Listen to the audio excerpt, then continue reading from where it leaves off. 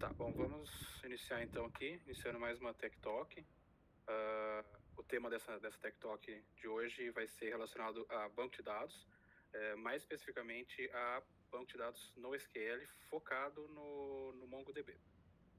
Então a gente vai fazer um comparativo aqui, eu vou contextualizar o que é um banco de dados relacional e vou comparar, também contextualizando um banco orientado a documentos, no caso o MongoDB, e a gente vai fazer um comparativo entre esses dois bancos para entender as características de um, de outro, quando que é melhor utilizar um, quando que a utilização do outro é melhor.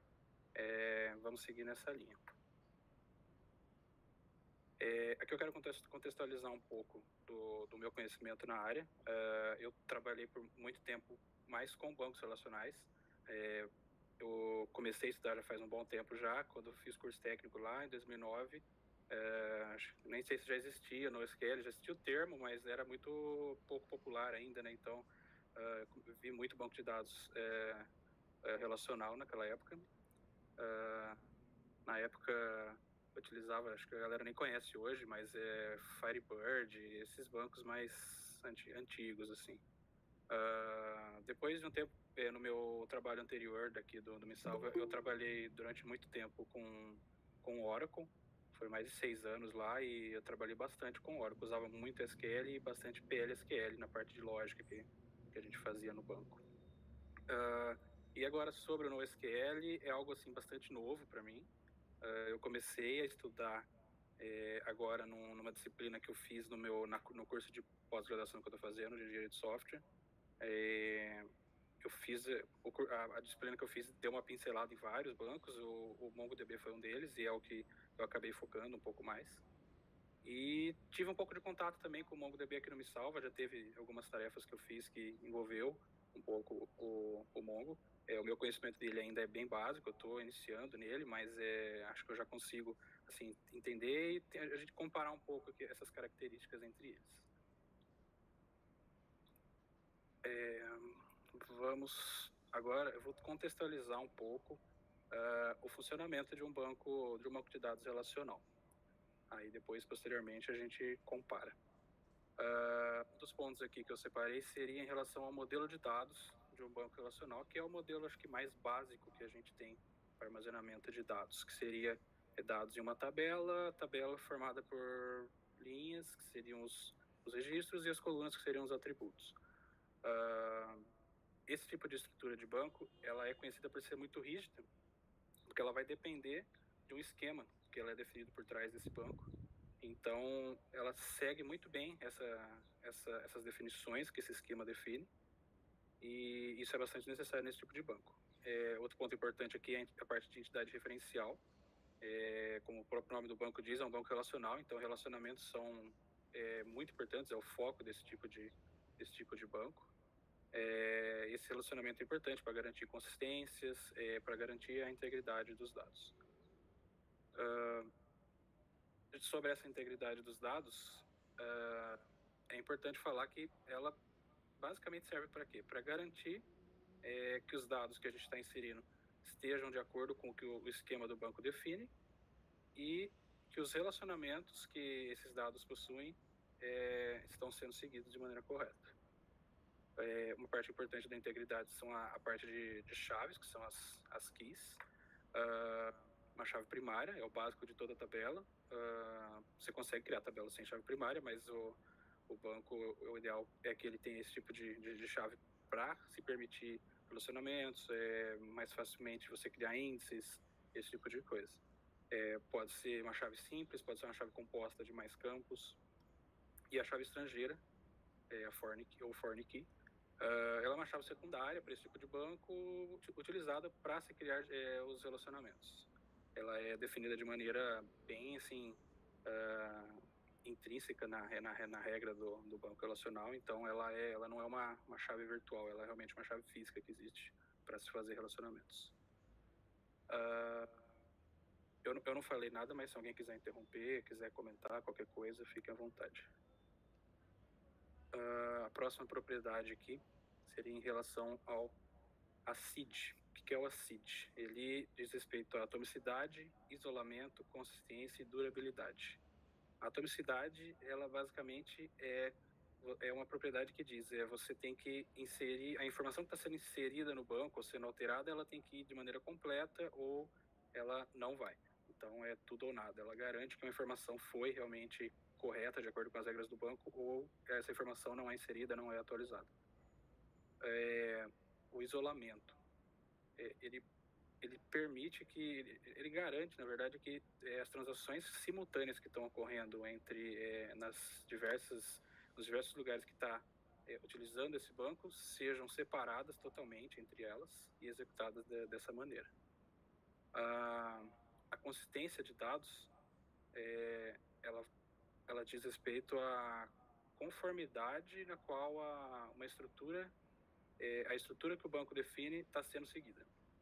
Então, ela garante que os dados estão sendo realmente inseridos da maneira correta, estão sendo tratados como o esquema do banco ele prevê.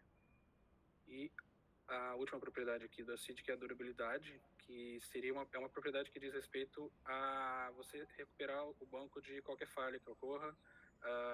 Com isso, ele volta para o seu último estado, o último estado válido que ele possui, garantindo que não exista perda de dados.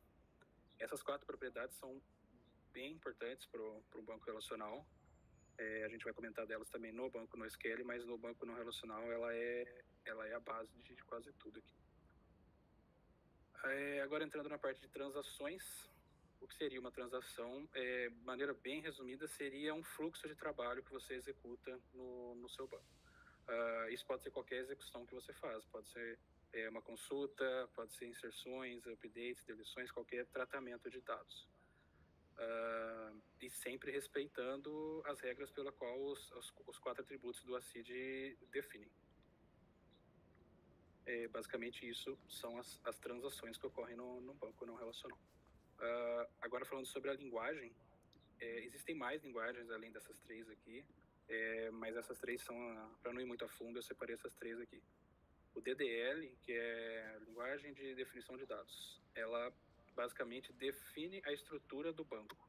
Então, um exemplo é você criar uma tabela, você alterar uma tabela, criar índices, esse tipo de coisa, que seriam os comandos tipo create table, create index, alter table, drop table também para você apagar, não sendo só tabelas, qualquer entidade do banco. O DML, que é a linguagem de manipulação de dados, é uma linguagem que é bastante utilizada realmente no banco, porque qualquer tratamento de dado que você vai fazer, inserção, atualização, deleção, é através do uso dos comandos, dos scripts dessa linguagem. E, por fim, o DQL, que é provavelmente, acho que é mais utilizada, que é a linguagem de consulta de dados. Ela só tem um comando, que é o select, que aí sim, dentro do select, ele possui suas cláusulas. From, where, são comandos para você trabalhar com o seu select, né? Fazer filtros, fazer agrupamentos, fazer ordenação, qualquer coisa que trabalhe com os dados consultados.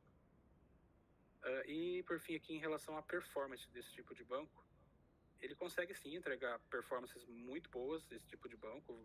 Depende, claro, do banco que você está usando, mas, enfim, o banco relacional ele entrega sim boas performances.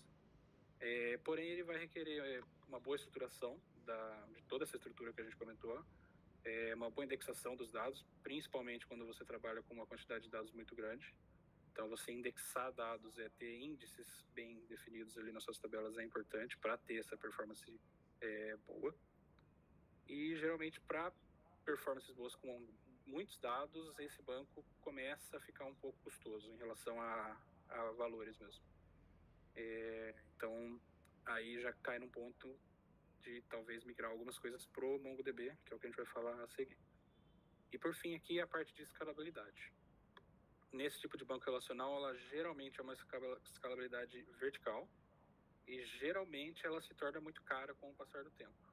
Então, às vezes, ela acaba não sendo tão recomendada. Só para contextualizar um pouco mais o que seria a escalabilidade nesses casos, assim, a gente pode fazer...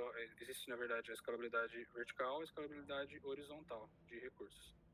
Para fazer uma analogia interessante, seria a gente comparar os recursos com um prédio, por exemplo. Um prédio é escalabilidade vertical. Você precisa aumentar esse prédio, você aumenta ele para cima, novos andares.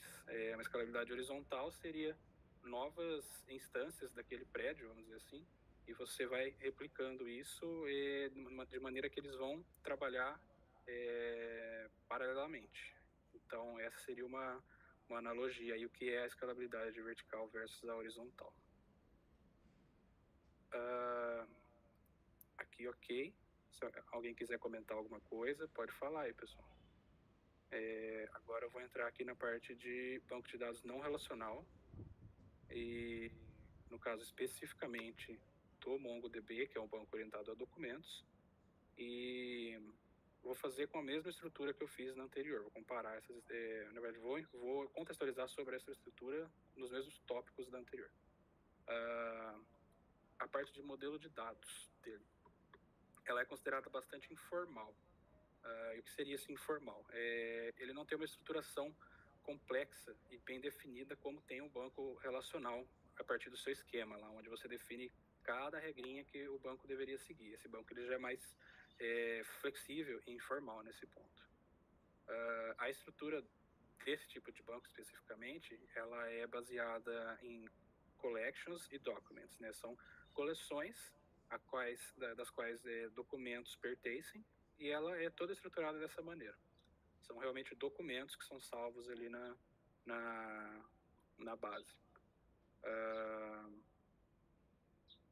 Ela é interessante, essa flexibilidade dela aqui, porque ela oferece uma estrutura pouco definida. Então, você consegue trabalhar com dados que se referem a uma mesma entidade, por exemplo, só que podendo alterar documentos totalmente à parte ali. Você não fica fixo a uma regra para que todas as suas entidades, todos os seus documentos de uma mesma entidade, por exemplo, teriam que ter os mesmos campos. Isso não é necessário nesse caso.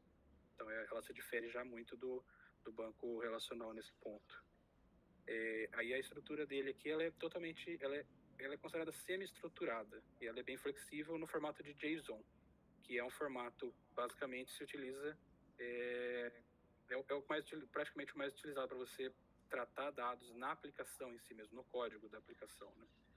Então ela é muito próxima do que é o armazenamento dos dados, é muito próximo do que é o tratamento dos dados na aplicação.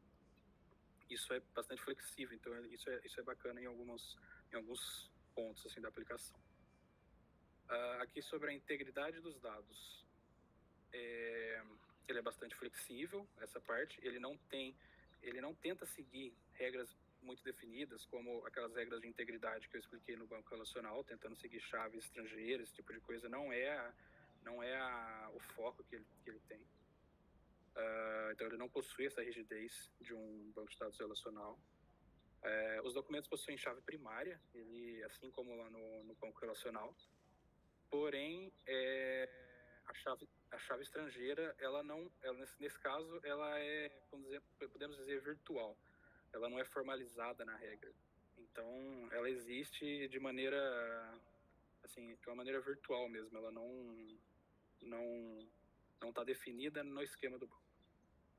Aqui sobre o ACID, ele não é o foco desse tipo de banco. Então, esse banco ele precisa entregar uma flexibilidade maior, e muitas vezes ele precisa ter uma agilidade maior com menos recursos. Então, ele tentar seguir todas as regras que o ACID necessita seria pesado, vamos dizer assim, para esse banco. Então, não é o foco dele. Porém, o MongoDB, ele possui, a partir da versão 4.0 dele, ele começou a ser implantado propriedades de ACID, todas elas. Mas é algo bastante novo, pelo que eu vi. Eu mesmo não sabia disso antes de fazer essa apresentação aqui, então é algo, pelo que eu vi, bem novo na comunidade, assim. Ele não tem a mesma confiabilidade que teria essas propriedades num banco relacional. Agora aqui sobre a parte de transações. Seria mais ou menos o que é no banco relacional, mas elas geralmente são muito simples, e pode acontecer de duas maneiras. Em um único documento, é feito também de forma com atomicidade, né? Então, ele garante que os dados sejam inseridos totalmente da maneira que foi requerido, ou não, ou nenhum, né? E ele também permite as transações multidocumento ou até multi-collection, que aí já seriam transações que têm um certo relacionamento, entre aspas, um pouco mais complexas do que uma transação simples em um único documento. Aqui sobre a linguagem, algumas características em relação à linguagem. Esse banco, ele foi toda a estrutura dele quando você instala esse banco, tudo por trás dele é uma estrutura C++, o desenvolvimento dele, para se trabalhar com esses dados. Ou quando você abre ali, por exemplo, dentro do terminal ali, uma instância do Mongo, você consegue trabalhar com os dados, seja para consultas, inserções, enfim, através de métodos que ele disponibiliza. É um pouco semelhante ao que é o SQL, mas o SQL está mais para um script, e esse aqui, no caso do Mongo, são realmente funções ali, com parâmetros, está mais para esse lado. A compatibilidade que ele tem em relação a outras linguagens de programação, ela é bem grande. Hoje, a maioria das linguagens modernas, a gente consegue ter estruturas ali para implementar o uso do MongoDB. Então, ele está sendo muito utilizado também por isso. Hoje, ele é muito utilizado. Agora, em relação à performance, que é o último ponto,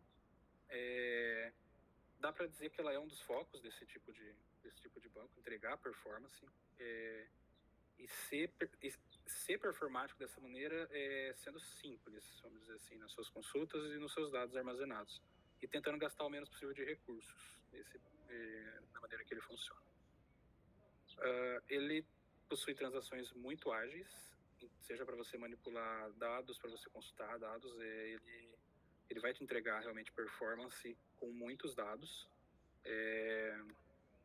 e essa performance, pode-se dizer que ela é quase ilimitada, porque nesse caso ele permite muito bem uma escala horizontal, conforme eu expliquei ali atrás, e se você consegue colocar basicamente uma infinidade de clusters rodando paralelamente ali, quase que sem limites, podemos dizer assim. Próximo slide aqui, eu vou falar um pouco o porquê de utilizar um banco de dados relacional e não partir para o uso de um NoSQL. O primeiro ponto aqui é quando você precisa necessariamente que a sua estrutura de banco de dados ela seja realmente bem definida, conforme eu falei em relação ao esquema do banco, tenha consistências e tudo mais. Esse é um ponto que faz com que se utilize esse tipo de banco em vez de migrar para um NoSQL. Outro ponto é em relação à quantidade de relacionamentos que você vai ter. Se você tiver muitos relacionamentos, muitos campos relacionando, talvez não seja o ideal você ter um banco NoSQL, não é o foco dele. E o banco relacional é basicamente feito para isso, né? Então, acho que seria o ideal. E também em caso de transações muito complexas, principalmente quando envolve consultas envolvendo assim, várias entidades. Você vai precisar relacionar vários campos, não é o foco de um NoSQL, o banco não relacional vai entregar performance nesse caso, mais performance. Outro ponto aqui que eu pensei seria em relação a algumas necessidades específicas que talvez você precise de um banco NoSQL.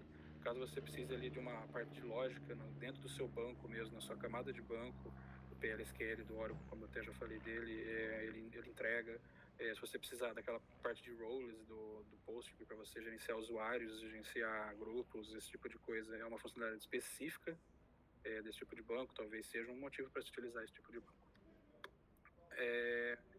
E quando você precisa de uma boa compatibilidade e principalmente confiabilidade com relação às propriedades do ACID. Como eu falei, o Mongo ele passou a oferecer esse tipo de funcionalidade, mas é algo bastante novo, com certeza não é confiável como é num banco relacional que está aí há décadas. Né? Então, esses são os principais pontos que eu vejo de motivos para se utilizar um banco relacional hoje e não migrar para um banco NoSQL. Agora, o contrário aqui, por que utilizar o MongoDB? Isso aqui pode ser em relação a praticamente qualquer tipo de banco não relacional, mas o foco aqui realmente é no MongoDB, orientação a documentos. Quando você precisar de uma boa escalabilidade, gastando pouco, gastando menos recursos, né, recursos financeiros, inclusive, quando você precisa escalar de maneira fácil isso, de uma maneira ágil, seja para aumentar ou diminuir recursos rapidamente, ele vai oferecer muito bem isso.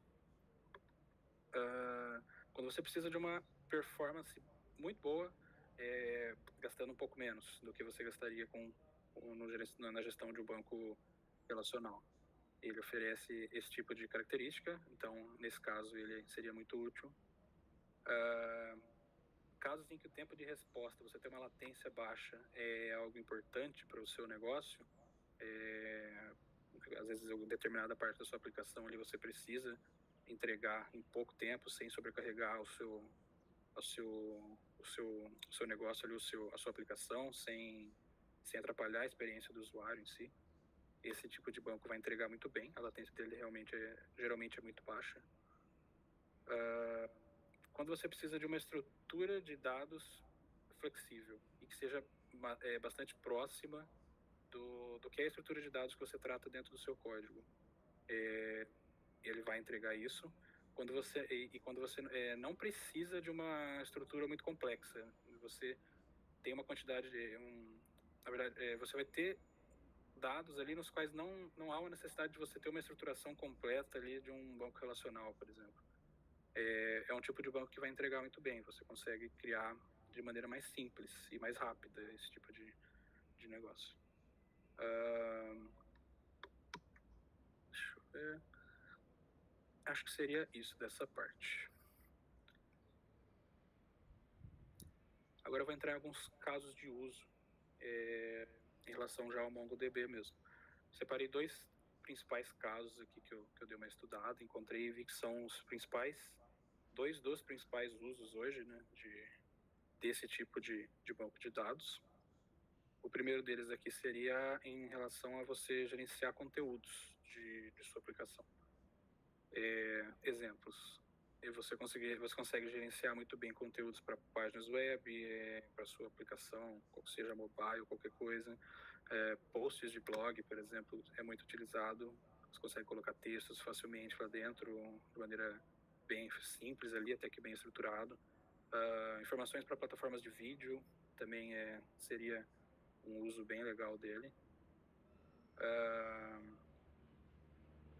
E nesse caso, né, em todos esses casos, né, esses três exemplos que eu dei aqui em relação à gestão de conteúdos, é interessante por quê? Porque você vai possuir uma estrutura bastante flexível, você não precisa de uma padronização entre os campos. Vamos dizer que cada documento que você tenha dentro desse banco está armazenando os dados de uma página. Os atributos nessas diversas páginas vão variar. Então, você ter uma estrutura de banco de dados bem definida ali com campos e relacionamentos, não existe a necessidade disso. Então, ele te permite ter atributos diferentes para documentos que se referem a uma mesma entidade, por exemplo. Isso é muito útil. Adaptação para você evoluir esse tipo de banco é bastante simples, já que você não vai precisar mexer na estrutura, você precisou adicionar um novo campo ali para armazenar uma nova informação na sua página, não necessita de uma alteração no banco para criar um novo campo e que vai alterar todos os registros que se referem àquela entidade. Isso não é necessário. Você, no documento que se refere àquele conteúdo especificamente ali, você consegue alterar apenas nele e já estaria resolvido o seu problema. Isso tudo em relação à gestão de conteúdos de páginas. Outro bom exemplo aqui para esse uso seria o catálogo de produtos de uma loja online, um web commerce. É um ponto muito parecido também com outro, que é a flexibilidade que ele vai trazer na estruturação dos campos. Produtos diferentes vão ter atributos diferentes. Então, você ter um exemplo bem básico, você ter uma tabela de produtos lá num banco relacional, você ficaria um pouco rígido em relação aos atributos que você está colocando. Você teria que, para tentar chegar próximo do que é um banco a documentos, você teria que criar um campo, por exemplo, um campo do tipo JSON lá no banco relacional, isso. Não sei se talvez seja o ideal, já que se você está trabalhando com dados ali que não é estruturados, não tem porque você ter todo um banco relacional por trás, com estruturação, não faz sentido. Então, faz muito mais sentido partir para o lado de você gerenciar isso de uma maneira relacionada a documentos. nesse exemplo que eu estava dando aqui do catálogo de produtos, eu vou dar um exemplo mais físico do que seria, por exemplo, uma loja que vende que vende roupas e que vende eletrônicos, por exemplo. Você vai ter determinados campos que vão se referir a uma roupa ali, tamanho, material, esse tipo de coisa, e vai ter outros campos que se referem a eletrônicos. Você pegar, sei lá, um monitor ali, você vai ter quantidade de portas, acessórios, esse tipo de coisa. Então vai variar muito. Você Tipo não o Kabum, né? O Kabum Sim, não. é assim. Sim, exatamente. Porque, na verdade, lojas de departamentos assim, que vendem coisas variadas, né? Tipo, se você for naquele descrição, atributos, descrição ali embaixo da página ali, vai estar dessa maneira. Tipo, você vai ver, um determinado produto tem algumas características aqui. Esse outro produto aqui, que já é um eletrônico, ele já tem outras características. Até dentro do próprio grupo de eletrônicos, você vai ter um monitor e você vai ter um teclado. São características totalmente diferentes, né? Então, vai variar os atributos que você vai apresentar para ele. Você tem um banco com campos ali totalmente definidos ali, você colocar tipo, a cada atributo de um campo não faria sentido nenhum para esse tipo de negócio. Então, você tem um documento apresentando tudo isso e salvando de maneira mais flexível é o ideal, né? Seria por isso partir para esse lado. Por isso que aquele ponto que eu falei de você, por exemplo, salvar num campo JSON lá dentro do banco, tipo Nossa, vai dar um trabalho da porra. Então, existe, a gente salva, hoje mesmo no Me Salva, a gente tem alguns campos lá que a gente salva que chama do tipo JSON-B, se eu não me engano, no Postgres. E não é o ideal, né, se você for pensar, porque você está tentando simular o que um banco de documentos faz dentro de um campo ali num banco relacional. É um pouco fora da lógica, acredito. Bom, ainda nesse exemplo aqui, ele vai trazer muita performance e a escalabilidade é muito importante nesse caso. Vou dar um exemplo, que seria para uma loja, por exemplo, em momentos de pico. Vamos dizer que todo final de ano ali, Black Friday, geralmente as lojas têm um pico maior de acesso. Você conseguir escalar seus recursos para não travar seu banco e perder dinheiro com isso, né? Você consegue hoje num banco NoSQL na nuvem, hoje você consegue escalar isso muito rapidamente, é muito simples para você fazer isso aí.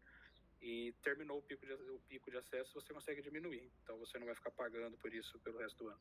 É muito fácil de escalar, e a escalabilidade para esse tipo de negócio, ela é muito, muito importante, bem característica. Bom, aqui eu encerro um pouco em relação a esse ponto, a comparação entre esses dois tipos de banco. E eu só vou contextualizar aqui outros 3 tipos de banco não relacionais, que eu dei uma estudada, conheço assim, bem menos do que os outros, então eu vou passar um pouco por cima aqui para a gente, só para citar e a gente entender o que seria bem no básico do que cada um é. O primeiro aqui seria o banco do tipo chave-valor, ou também conhecido como Key Value.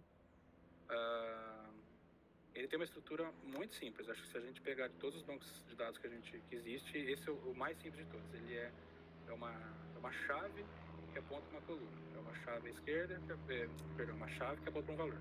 É uma chave à esquerda para um valor na direita. Então é um banco de dados muito simples. Ele é muito rápido, muito performático. Um exemplo de uso dele é para armazenar sessões de uma aplicação, por exemplo. São poucos dados e dados simples que você consegue e que você precisa trazer rapidamente para não deixar pesada a sua aplicação ali por causa de dados tão simples assim. O mais conhecido deles, que mais utilizado no mercado hoje é o Redis. A gente usa inclusive aqui no Me Salva no back-end. O segundo deles aqui seria o banco orientado a colunas, também é conhecido como Columnar. Esse banco ele é geralmente para trabalhar com muitos dados, com uma quantidade muito grande de dados. Então, o que ele faz? Ele armazena dados que são do mesmo tipo ou semelhantes, próximos no disco. Então, isso facilita muito o trabalho do banco em fazer consultas, né? Então, para você realizar uma consulta ali com uma quantidade muito grande de dados, que é o foco desse banco, ele vai trazer uma performance legal para você. Ele também permite uma compressão de dados, vai economizar recursos de armazenamento, recursos de processamento com isso. Um dos principais exemplos dele é exemplo bem generalista aqui, mas seria para analisar grandes quantidades de dados. Você trabalhar com dados que você precisa gerar um relatório lá no final, mas que tem uma quantidade exorbitante de dados por trás ali, esse banco é bem interessante. Por exemplo, um Big Data com sensor medindo a temperatura de um lugar. Seria legal ter isso. Sim, você consegue pegar de todos esses dados que ele fornece, você consegue pegar uma quantidade gigantesca de dados. Ele fica o tempo todo tá monitorando e conseguindo puxar esses dados. Trabalhar com IoT e Big Data, isso daí, então, cara, é o brilho dos olhos de todo mundo. Sim, com Big Data, sim. Para IoT, é bastante utilizado também. Eu vi que o banco Keyvalue é muito utilizado para IoT. É um armazenamento simples, né? Então ele acaba sendo bem utilizado para isso também. Mas um exemplo para é Big Data mesmo. Você trabalhar com quantidade bem grande de dados e ter performance com isso. Não ficar travando o seu banco ali com esse tipo de consulta. Eu coloquei como um exemplo dele aqui esse HBase, do Apache, que ele, pelo que eu pesquisei, do que eu conheço, ele é um dos mais conhecidos hoje para utilizar isso. Tem também o do Google, que eu não coloquei aqui, mas acho que é o Big Table, alguma coisa assim do Google, que é bem conhecido, tem na nuvem do Google lá, eu já cheguei até a utilizar ele um pouco, é bem parecido também. E o último deles aqui, eu pessoalmente acho muito interessante a maneira como ele funciona, esse tipo de banco, que é o orientado a grafos. Esse tipo de banco, ele é voltado para quando a conexão entre seus dados, né, os relacionamentos entre eles é algo importante, é algo que você precisa levar em consideração nas suas consultas. Então, os dados que estão inseridos neles são nós, e os relacionamentos são as arestas. Então, basicamente, se você vê esse banco e você fazer uma consulta com ele assim, você vai ver bem o que esse ícone aqui está mostrando mesmo, que são os nós, que são as bolinhas aqui, e as arestas, que são as setas que vão ligar o relacionamento entre eles. Esses relacionamentos, eles possuem nome, inclusive, eles são muito importantes pro negócio aqui. Um exemplo bem utilizado para esse caso aqui, é mecanismos de recomendação de conteúdo. Você recomendar produtos que a pessoa pode comprar, que ela talvez tenha interesse, de acordo com dados que você consegue capturar ali do usuário. Recomendação de conteúdo para você assistir, tipo o YouTube faz, Netflix, e até para redes sociais, para criar esses nós de amizade, também é bem interessante. Esse tipo de banco é utilizado. Eu acho que o TikTok é um exemplo disso daí. Eu nunca usei TikTok, mas deve ser semelhante ao Facebook. Se você fica, 15 segundos na frente de alguma coisa, de um vídeo, o próximo vídeo você pode ter certeza que é algo relacionado ao seu antigo vídeo. Não, é muito parecido com esses anúncios, né, que a gente... Você pode pesquisar, se você estiver querendo comprar, sei lá, um teclado ali, pesquisa agora teclado, daqui 5 minutos você entrar no Facebook vai ter um monte de teclado ali na sua cara. É verdade. Então é bem isso aí mesmo, esse tipo de mecanismo de você gerenciar esse mecanismo de conteúdos, né, você pegar o que a pessoa gosta e tentar sugerir esse tipo de gráfico. Ô, Thiago, isso aí não é o que é usado para Open Data Linked? Não conheço essa parte, cara. O que seria? Não, porque é isso mesmo que eles usam para recomendação. Assim, geralmente é para inteligência artificial, né? Aí eu vi muita coisa de inteligência artificial relacionada a esse banco, é verdade. É isso mesmo. Acho que tu cria uma ontologia com XML, sobe para um dataset e ele gera esses grafos aí. Ele usa isso para fazer o link entre eles, os dados, e faz a recomendação. Isso daí também dá para armazenar algo relacionado à rede neural, não dá? Sim, redes neurais. Usado para isso. Exatamente para isso. Esse tipo de banco, por isso que eu até comentei, que eu achei bem interessante, porque ele se difere bastante dos outros, né? O tipo de uso dele, assim. E a maneira como ele funciona. Ele é muito focado nos relacionamentos em si mesmo. É o foco dele. É legal. Esse exemplo que eu dei aqui do Neo4j, eu cheguei a usar ele na prática numa disciplina da pós. A gente fez alguns exemplos. Ele tem um site que você entra lá, consegue, ali mesmo você cria uma conta e já consegue sair usando o banco. De maneira grátis ali, é um pouco limitado, mas dá para usar. E é bem legal, porque você consegue ir fazendo e executando as inserções, e ele já dá para você toda vez que você faz uma transação, ele já te joga na tela esse gráfico aqui, os grafos mesmo. Então você consegue ver na prática ali o que está acontecendo. Isso falando assim de poucos dados, né? Você vê de maneira mais simples ali. Quando você começa a trabalhar com muitos dados, já é outra história. Aí você tem que trabalhar com a parte de agrupamentos, ele é um pouco mais complexo. Mas esse site aqui, para quem quiser conhecer, é só entrar, criar uma conta, você consegue já utilizar. E é bem legal. Eu recomendo ir atrás, buscar sobre isso aqui, que é bem legal. Cara, eu joguei Linked Open Data no Google. Mano, se tem um cara capaz de trabalhar com esse negócio, o cara tá muito louco, velho. O cara deve estar usando muita coisa. Do que eu conheço, pelo que eu vi, é muito complexo para entender toda essa parte aqui. Porque realmente ele vai cair nessa parte que o Ivo falou de inteligência artificial, redes neurais principalmente. Então ele é complexo. Sim, ele parece ser não só um banco 2D como nós temos, como um banco 3D. Porque você consegue... Olha lá. Você consegue conectar. Tipo, cara, se duvidar até mais do que 3D, porque é muita coisa, velho. Não, eu acho que em questão, se for pensar em dimensões assim, acho que não teria limite, não. Tipo, você consegue ir longe com isso aí. Ele é bem complexo em relação a isso. Esses casos de uso dele mesmo aqui, esses mecanismos de recomendação, do pouco que eu já vi sobre esses algoritmos aí, eles são muito complexos. Do que eu tava aprendendo são bem na faculdade, chatinhos para entender. Velho, o professor ele tava tentando passar, tentando, ninguém entendia porra nenhuma, velho. Porque, mano, pra poder tentar entender como é que o grafo funciona e a conexão deles, mano, vai um tempo. Vai um bom tempo. Ele vai demandar uma boa contextualização antes ali de você poder sair codando nesse banco. Mas ele é complexo, assim. No que eu vi na disciplina que eu estava cursando, a gente viu bem por cima, porque se você vai entrar muito a fundo nisso aqui, você vai precisar de uma disciplina exclusiva só para isso aqui, para poder entender toda essa parte. E aí vai puxar a parte de inteligência artificial, que aí é outra história também, né? Aí já não também já não é minha área, então eu não fui tão a fundo realmente por causa disso. Entendi. Nossa. Mas enfim, esse banco a grafos, ele realmente desperta o interesse, assim, da galera. Ele é bem interessante, bem bacana de aprender. Mas enfim, quem tiver interesse nele aqui, eu realmente recomendo esse Neo4j aqui. Ele é simples de usar e você consegue na prática ver como que funciona esse tipo de banco, assim, de uma maneira bem, bem simples. Ele tem a documentação dele lá com as funções para você fazer as transações, ele é bem legal. Eu tava falando aqui pra galera, mais ou menos como é que funciona o banco orientado a grafos. E penso que, diferente do que a gente tem hoje em dia, num banco relacional, onde uma tabela ali é colunas versus linhas versus colunas e tal, tem ali bem definido em duas dimensões. Um banco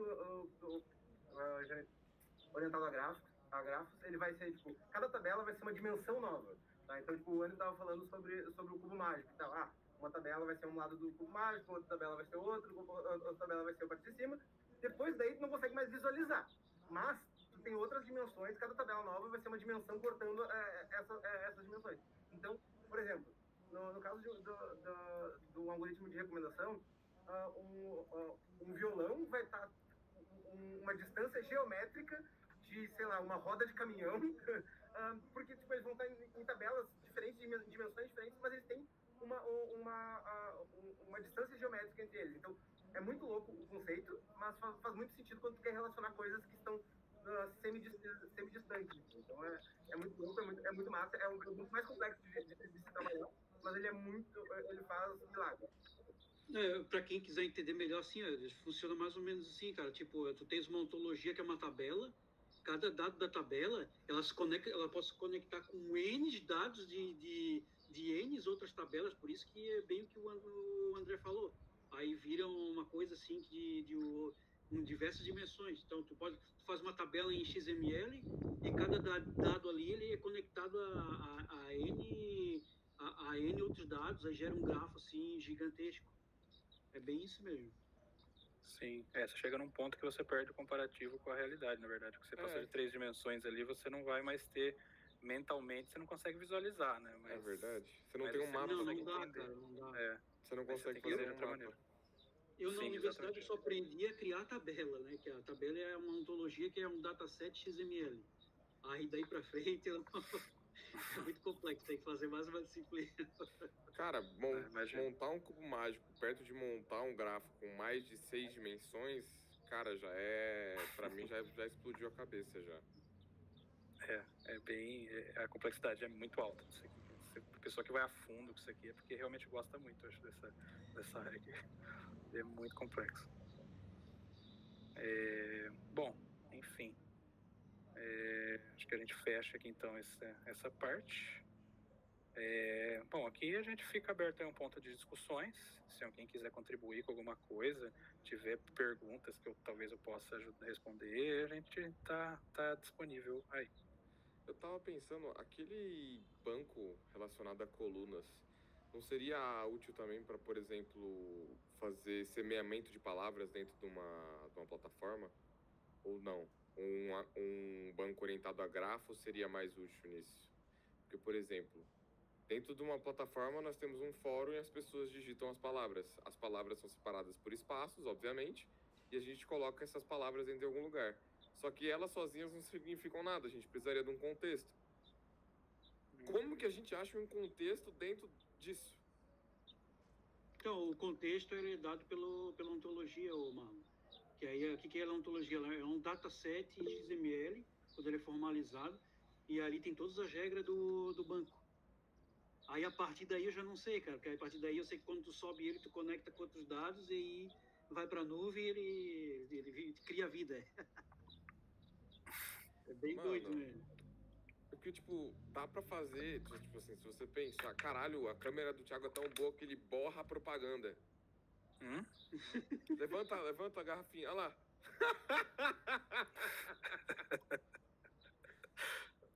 Nossa. É uma Logitech. Mas, por exemplo, se a gente precisasse fazer isso, cara, que porra que a gente ia usar? Você fica um pouco aberto as opções aí. Na verdade, esses bancos que eu apresentei aqui são só alguns também, né? Tem uma infinidade aí de bancos que esse termo NoSQL ele é muito abrangente. Qualquer tipo de banco que foge do relacional ali é um NoSQL. Então, você pode criar um banco do jeito que você quiser aí e falar que é um NoSQL. Dando meus 2 centavos de contribuição aqui. É bem o que o Thiago falou, assim, no caso do banco relacional, ele tem um cálculo matemático entre as tabelas. Por exemplo, se eu for cadastrar um estudante dentro de uma plataforma MS, eu me salvo. Antes de eu salvar esse estudante, o banco vai fazer uma conta de existe essa plataforma? Essa plataforma existe tal outro relacionamento? Ele vai verificar ele vai fazer todas as validações para garantir que a coisa que eu estou tentando fazer ela é válida. Um banco não relacional, normalmente ele tira essas travas. Tá? Então, por exemplo, o MongoDB, quando tu manda salvar ali uma tabela ali com, por exemplo, usuários, eu vou botar o nome do usuário com 1, 2, 3. Ele vai salvar como número e tudo bem. Ele não vai verificar se aquele campo lá é uma string, se é um número, se é um objeto. Ele não importa. Já que tu disse salva sim, ele salva. Ele não se preocupa com isso. Então, ele quebrar essas colunas de ACID ali, normalmente um banco não relacional ele vai quebrar algum desses pilares. Então, ele não vai ser consistente, ou ele não vai ser atômico, então ele vai quebrar um desses para ganhar alguma vantagem. Então, no caso do Mongo, ele vai trabalhar com uma quantidade massiva de dados muito bem. Então, se a gente for tentar fazer, por exemplo, uma consulta no Permalink Events, que a gente tem nas duas tabelas, a gente tem no banco, no Postgres a gente tem Permalink Events, e no MongoDB a gente tem Permalink Events. A mesma consulta nos dois bancos é a diferença de 3 minutos no Permalink Events no Postgres versus 200 milissegundos no Mongo. Então é nesse nível assim de diferença de consulta, tá? Porque no Permalink Events do Postgres, ele vai tentar ver, esse aqui é um evento jogado por aquele usuário, e aquele usuário existe, então ele vai tentar fazer várias coisas enquanto ele está tentando fazer a busca. Enquanto o Mongo, ele vai, tô aceitando que o que tu me disse é verdade, vai. Tá? Então, é essa a diferença. E daí o Thiago falou aí que existem, além do Mon, que é um banco orientado a documentos, existem outros bancos que acabam quebrando outros desses pilares. Por exemplo, ali a gente usa o Redis, que é um banco chave-valor, porque ele é muito, muito, muito rápido. O Redis ele é um banco baseado em memória RAM. Então, quando tu faz uma consulta nele, tipo, ele é muito rápido porque ele tá tipo, com os dados ali, tipo, a um palmo de distância. Então, ele pega os dados muito rápido. Só que não vai conseguir botar muitos dados no Redis. Ou não sei que vai deixar ele muito caro, porque memória RAM, para qualquer computador, ele é cara. Né? Então, o Redis é alocado na memória RAM? É memória RAM. Puta que pariu. Então, por isso que ele é muito rápido, porém, ele não aceita muitos dados. O MongoDB é o contrário. Ele aceita muitos dados, ele não ele é rápido pra caramba, mas ele não é tão rápido quanto o Redis. Ele é o intermediário. Então cada um vai ter uma vantagem diferente. Inclusive, eu aconselhei pro Thiago um livro que eu aconselho para todo mundo que quer estudar banco de dados, que é 7 Databases in 7 Weeks. Tipo, 7 bancos de dados em 7 semanas. Então, o que o cara faz? Ele faz um estudo de caso, tipo, de uma semana inteira, implementando um banco de dados em alguma aplicação específica. Então, eu quero resolver tal problema. Por que eu vou implementar um tal banco de dados? Eu vou usar esse banco de dados aqui, que é baseado em chave-valor, porque para essa aplicação isso seria melhor por causa disso, X, Y, Z. Então, é muito massa esse livro. Fica aí o conselho para quem quiser também se aprofundar um pouco mais de banco de dados. Mas, por exemplo, podemos assumir que um serviço, um produto ou uma plataforma, ele não só viveria de um banco de dados. Mesmo ele tendo que usar um banco relacional, em algum momento seria melhor para ele usar um banco não relacional, para ganhar Pode usar uma performance. combinação deles, né? A gente ficou uns 3, 4 anos só com banco relacional. Então, tipo, a gente levou bastante tempo para precisar trocar de banco de dados, conseguir colocar outras coisas. Então, tipo, depende muito da situação, assim. E ainda assim, tipo, se a gente melhorasse os índices ali do banco, a gente ainda aguentaria mais tempo com o banco relacional, ou seria caro, tá? Uma possibilidade é que ele também... A gente poderia botar tudo no post, só que provavelmente a gente gastaria muito mais grana para deixar tudo lá. Tá? Então, tem sempre prós e contras, assim. Tipo, talvez a gente não pudesse usar o Postgres, mas a gente usasse um outro banco relacional que fosse tão bom quanto, assim, que fosse melhor ainda. O Oracle, por exemplo, o Postgres, ele é um fork do Oracle. Então, o Oracle, ele é uma ferramenta muito mais robusta, só que muito mais cara também. Então, é a versão de luxo do Postgres, e talvez a gente tivesse recursos suficientes. É bem caro. A gente tivesse recursos suficientes para manter todas as coisas que a gente tem hoje só no único banco. Mas, compensa ou não, essa é outra história. Sim. O ideal é acabar fazendo uma combinação deles. Dividir, cada um tem sua parte ali. Porque, como o André falou ali, você tem que sacrificar algumas integridades do banco para poder ganhar a performance que o Mongo vai te dar. Então, talvez em alguns pontos da sua aplicação você pôr o Mongo e sacrificar essa integridade não é um problema. Aí é ideal você utilizar.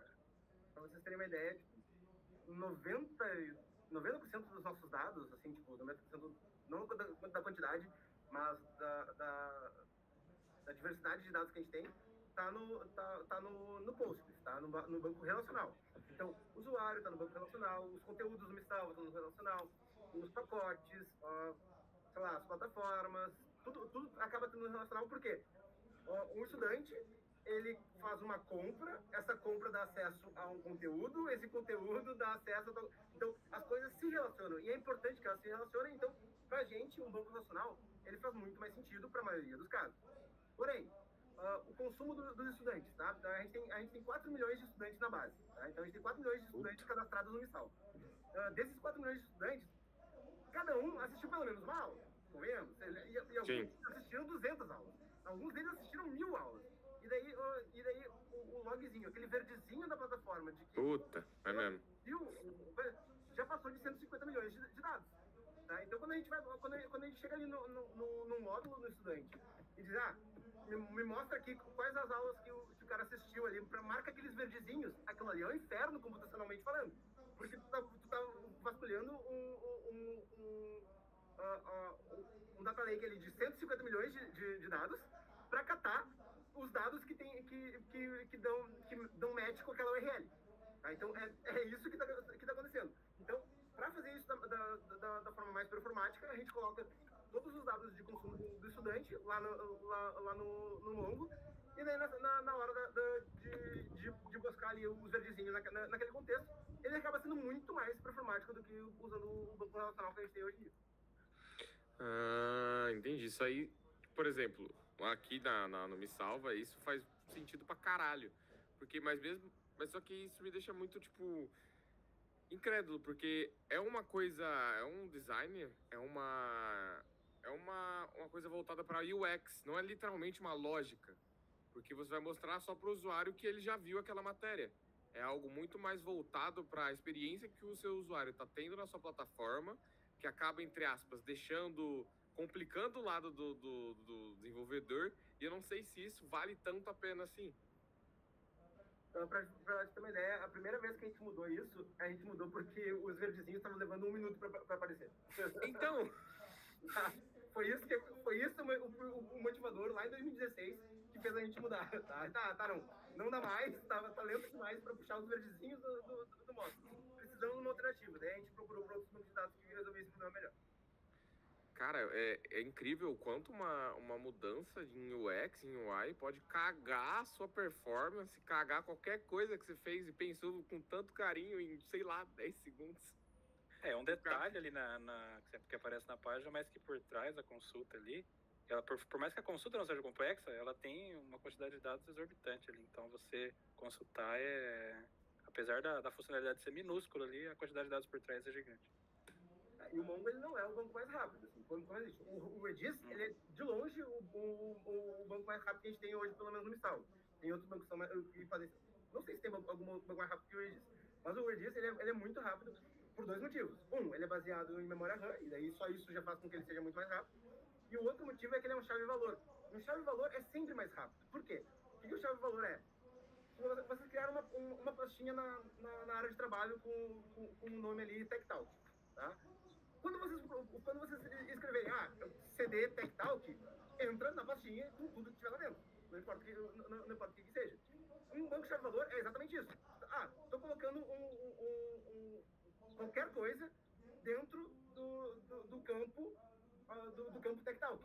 Quando tu procura ali, me dá o conteúdo de TechTalk, tu não procura dentro do banco por um monte de coisa. Tu vai onde naquela chave e busca o conteúdo daquela chave. Então, ele não é flexível, tu não vai fazer várias queries ali, juntando um pedaço com o outro, mas ele vai ser muito rápido porque vai ser tu catando por uma chave e pegando todas as coisas que estão lendo. A chave É que nem uma tabela indexada? A chave é única, não precisa, um banco de chave-valor ele não precisa de índice, porque o índice é a chave. Ele já é, se você comparar com um banco relacional, você vai ter uma chave para cada tabela. Nesse do Redis, ele vai ter uma chave pro banco. Então, todas as informações do banco, todas têm uma chave única para um todo. E o Redis, ele aceita, por exemplo, um array de objetos? Você consegue. Tá? Qualquer coisa. A chave é uma string, bom. O valor é qualquer coisa. Tipo assim, dá pra você... Então, se você for o louco do Redis, dá pra você montar um banco relacional com o Redis, só que vai sair muito caro. Mas é que tipo, não vale a pena tu fazer isso, porque quando por exemplo, se tu for fazer isso num banco chave-valor, tu vai ter... faz login com o usuário Marlon ali. Tá, login com o usuário Marlon, ele vai procurar a chave Marlon. Tá? Não pode ter 2 Marlon na plataforma. Já começa aí. Aí vai ter a chave Marlon. Dentro da chave Marlon vai pegar ali várias coisas e daí, sei lá, vai ter acessos. Daí os acessos, tu vai ter que catar de novo uma segunda consulta para pegar a chave lá do acesso. Entendi. Então, as coisas não se relacionam. Você traz um campo por vez. Para relacionar. Essa é a ideia do banco não relacional. Não faz cruzamento entre tabelas. No caso dos verdinhos da plataforma, a gente não cruza com os dados do usuário de alguma coisa. A gente procura. Me vê todos os dados que contenham essa URL e este user ID. O Mongo não sabe quem é aquele user ID. Ele não tem ideia de que aquele user ID é. Então, ele não faz essa relação. Só o nosso banco relacional faz. Então... o pensamento tá muito mais na onde, tipo, da forma que você faz, entre aspas, a carry, do que o que é que o banco tem. Porque, por exemplo, quando eu vou buscar, por exemplo, no chave valor, eu quero todo o valor da chave A e da chave B. E aí eu me viro para relacionar isso daí, se tem alguma relação. Isso. Sim, ele não te Então é entrega pau no cu integridade nenhuma. desenvolvedor. Não faça relações. Levar esse conselho pra vida. Tá tentando. Mas tá tentando fazer relação num banco não relacional, tem problema de conceito. E ainda nisso dos verdinhos, assim, da UX versus a DX, tem um artigo bem famoso até, deve ter ouvido, que apresenta os dados que Amazon, Google e uma corretora, se não me engano, apresentaram. Tipo, a Amazon descobriu que 100 milissegundos de latência no site deles custavam 1% das vendas do site. E a Google, tipo, 0,5 segundo, né, 500 milissegundos, tirava o tráfego em 20%, diminuiu o tráfego em 20%. E a maior de todas isso aqui, um broker pode perder 4 milhões por milissegundo se a plataforma que ele usa tiver 5 milissegundos atrás da competição. Então, tipo... Cacete. Parece pouco, mas no todo é muito grande. Né? A experiência do usuário, tipo, é algo que não é só pro usuário. Tipo, o usuário vai comprar da empresa e a empresa vai pagar a gente. Sim. Então, tipo, é toda uma cadeia de coisas que estão envolvidas nesse assunto, assim. Mano, nossa senhora, já pensou você, por causa de 0,5 segundos, você perder 400 milhões? 4 milhões? 4 milhões de dólares. Ah, mas de dólar? Então é 400 milhões de real, pô.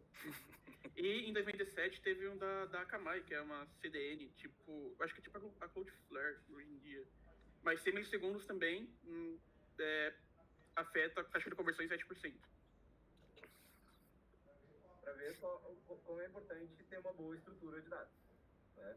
Então faz muita diferença para a gente essa preocupação grande com performance, e por isso que a gente não usa um único banco de dados na aplicação. A gente usa pelo menos aí, só no que o Thiago apresentou aí, a gente usa Postgres, MongoDB e Redis, pelo menos. Tá?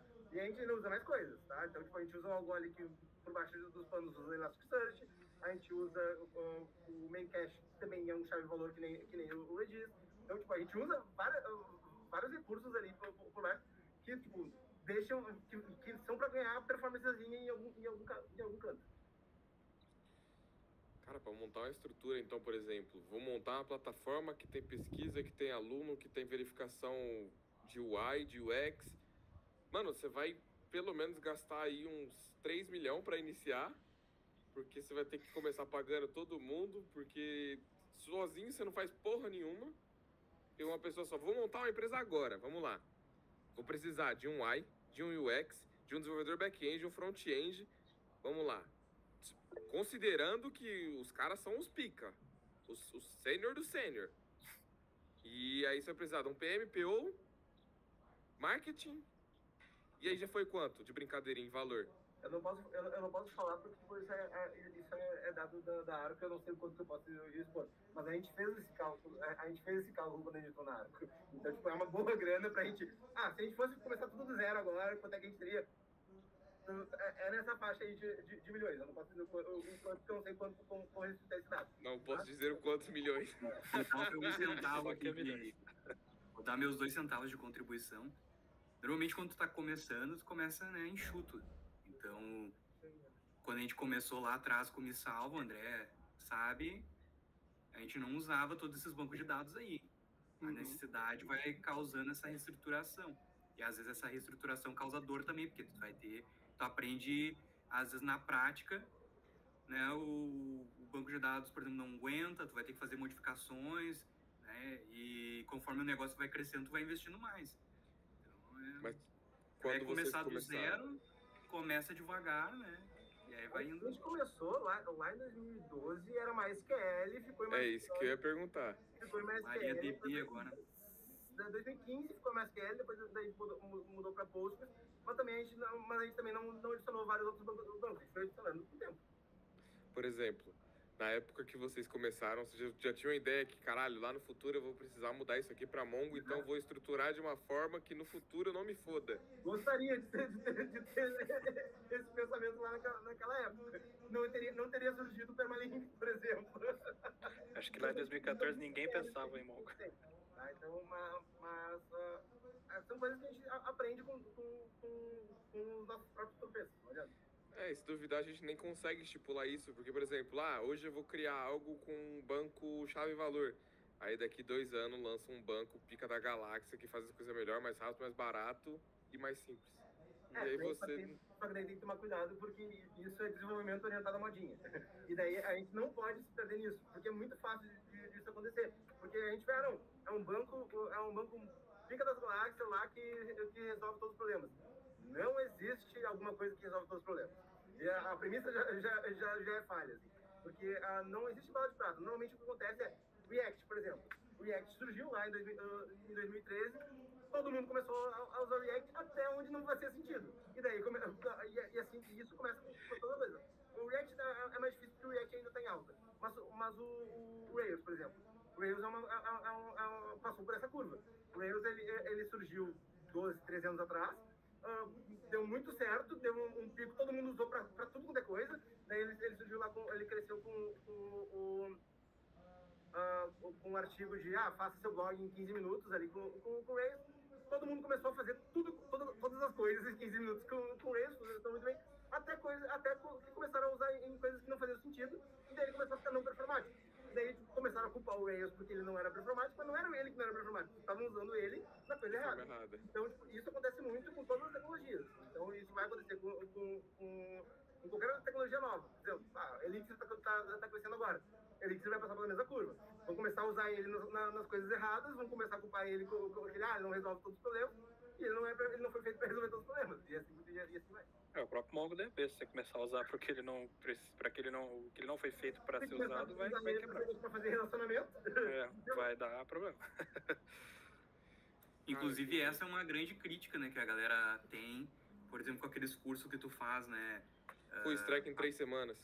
Que daí, tipo, cara, como é que tu faz pra fazer um cara ser full stack em tão pouco tempo? Tu tem que ensinar uma linguagem só, que normalmente é JavaScript, e essa linguagem tem que se comunicar com tudo, tem que usar essa linguagem no back-end e no front.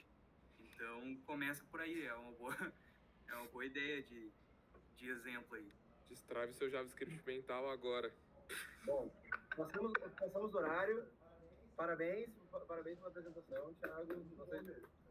Muito bom mesmo, Thiago. Adorei a tua apresentação. Se tu me permitir, eu gostaria de passar ela para alguns colegas aí que eu conheço, que vão aproveitar muito aí esse material que tu trouxe pra gente, cara. Parabéns. Pode compartilhar sem problemas. Maravilha. Bom demais. É isso aí, valeu, pessoal. Agradeço aí. Isso aí. Valeu, Thiago.